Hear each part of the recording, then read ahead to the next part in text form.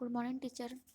Myself, Akriti Samani, MSc second semester, microbiology. My seminar topic is infection. This is contents. Introduction. Infection and immunity clinical microbiology में very important term है, but यह term infection and immunity दोनों ही micro organism के बीच infection का एक महत्वपूर्ण result है. Definition. Infection is growth and multiplication of parasite inside or on the surface of a cell or tissue. In infection, parasite invades the cells and infect the cell. Types of infection.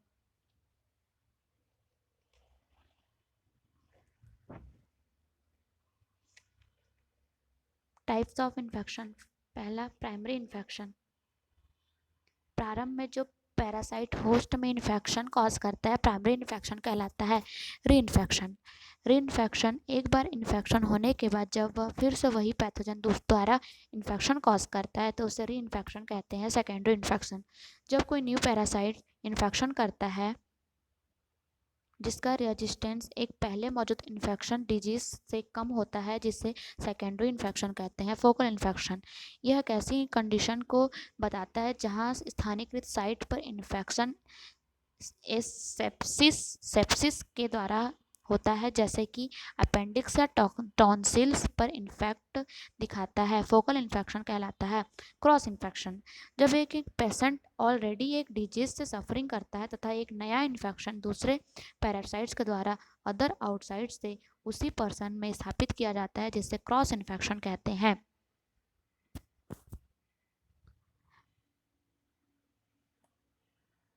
Sources of infection. पहला women में infection का सबसे common source होता है women ही. वह parasite patient या career से originate हो सकता है जो पैथोजन को एक स्थान से दूसरे स्थान पर ट्रांसमिशन करता है. पहला हेल्थी कैरियर. एक हेल्थी कैरियर वह है जो रोग जनन को हार्बर करता है लेकिन रोगजनक के कारण होने वाली बीमारी से कभी पीड़ित नहीं होता. Convalescent career. कॉन्वालेसेंट कैरियर वह है जो डिजीज से रिकवर हो चुका है और अपने बॉडी में रोगजनकों को परेशान करना जारी रखता है. Temporary carrier. Temporary carrier body में सिर्फ 6 मंथ तक ही रहता है. Chronic carrier. क्रॉनिक कैरियर इसका स्टेज कई ईयर तक रह सकता है और कभी कभी इवन पूरे लाइफ टाइम भी रह सकता है. क्रॉनिक कैरियर कहलाता है.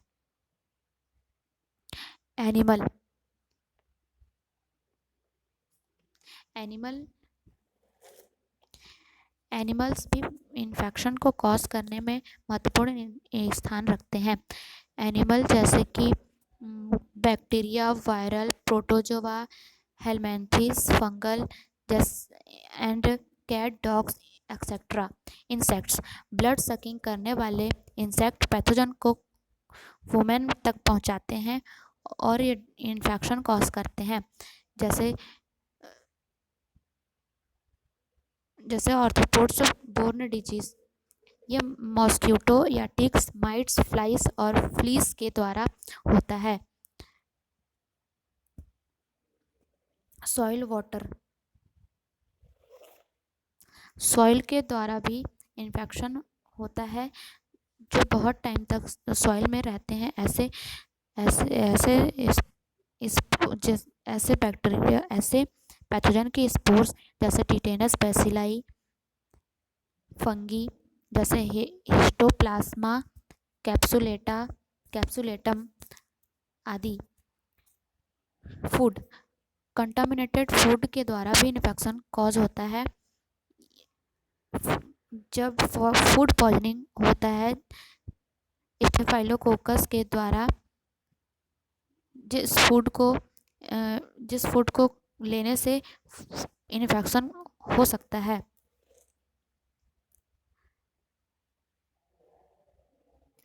Transmission of infection disease.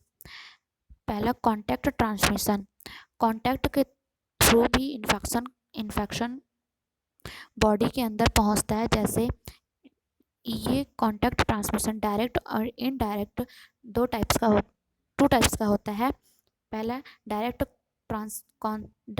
Contact transmission, ये एक पर्सन से दूसरे पर्सन में फिजिकल कांटेक्ट के द्वारा होता है, जैसे कि touching, kissing and sexual intercourse इसके द्वारा होता है। इसमें staphylococcal infection, hepatitis A, measles, scarlet fever आदि सेक्सुअली ट्रांसमिटेड डिजीज होते हैं। दूसरा indirect in contact transmission, indirect में जैसे कि टॉवेल्स यूज़ करने से, बेड यूज़ करने से, ड्रिंक कप यूज़ करने से आदि के द्वारा इनडायरेक्ट कॉन्टैक्ट ट्रांसमिशन इन्फेक्शन का ट्रांसमिशन होता है। एड्स का ट्रांसमिशन हेपेटाइटिस बी इसी के द्वारा होता है। ड्रॉपलेट ट्रांसमिशन के यह third types of contact transmission होता है, जो माइक्रोब्स के स्प्रेड होने के द्वारा होता है, जैसे स्नीजिंग, लॉफिंग, टॉकिंग आदि के द्वारा। व्हीकल ट्रांसमिशन जैसे soil, water, food, air, media में होने वाले माइक्रो ऑर्गेनिज्म जो ब्लड के अंदर फ्लूइड में चले जाते हैं, जैसे कि drug, salmonella drug and intravenous fluid आदि के द्वारा होते हैं। जैसे साल्मोनेला इन्फेक्शन कॉज करता है फीकल ट्रांसमिशन में। यह वायरल, बैक्टीरिया और फंगल प्रोटोजोआ हेलमिंथिस के द्वारा होता है। वेक्टर आर्थ्रोपोड्स एनिमल्स जैसे के द्वारा यह पैथोजन के द्वारा दूसरे होस्ट में चले जाते हैं। एयरबॉर्न ट्रांसमिशन जो होता है वो एयर के द्वारा रेस्पिरेटरी इन्फेक्शन होता है, जैसे इन्फ्लुएंजा, ट्यूबरकुलोसिस एक्सेट्रा, जो एक पर्सन से दूसरे पर्सन में इन्हेलेशन के द्वारा होता है। ट्रांसप्लासेंटल ट्रांसमिशन, कुछ disease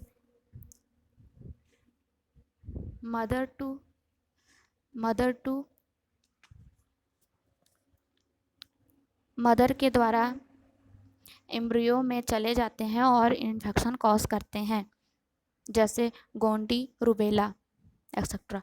portal of entry of pathogen body में कैसे एंटर करते हैं। यह ओरल के द्वारा हो सकता है, रेस्पिरेटरी के द्वारा होता है, जेनाइटरीनरी के द्वारा होता है, कॉन्जक्टिवल के द्वारा भी होता है, कंटिन्यूअस भी हो सकता है। Method of transmission of interaction of host. पहला है interaction of host and pathogen. सबसे पहले पैथोजन बॉडी के किसी भी पार्ट्स में बॉडी में इन्फेक्शन होस्ट के बॉडी में चला जाता है। इसके बाद वहाँ पे जाके अपने बॉडी में चले जाने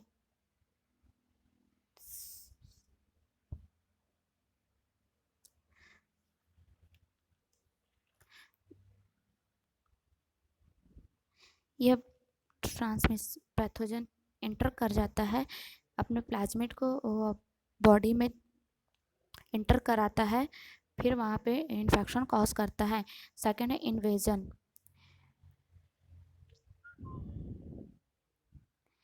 इन्वेजन के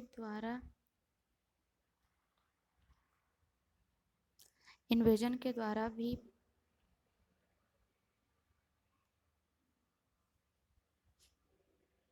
इन्वेजिवनेस के द्वारा भी होता है, जिसमें इसमें एबिलिटी होती है होस्ट टिश्यू में पैथोजन को एंटर करने का, जिसके द्वारा यह एंटर कर जाता है बॉडी के अंदर और वहाँ पे इन्फेक्शन कॉज करता है। Development of disease. फर्स्ट इन्वेजिवनेस, ये एबिलिटी ऑर्गेनिज्म के स्प्रेड होने के द्वारा होस्ट टिश्यू में चले स्प्रेड होता है और होस्ट टिश्यू के अंदर चले जाता है। होस्ट सरफेस रिसेप्ट, पहला host of surface receptor, second parasite of adhesion structure. Adhesion adhesion adhesion के द्वारा प्लेस बाय एडेशन फिम्ब्रियाई या पिलाई के द्वारा होता है और यह होस्ट के बॉडी सरफेस में अडेयर कर जाता है और वहाँ पे स्वेलिंग आ जाती है। Second aggressiveness,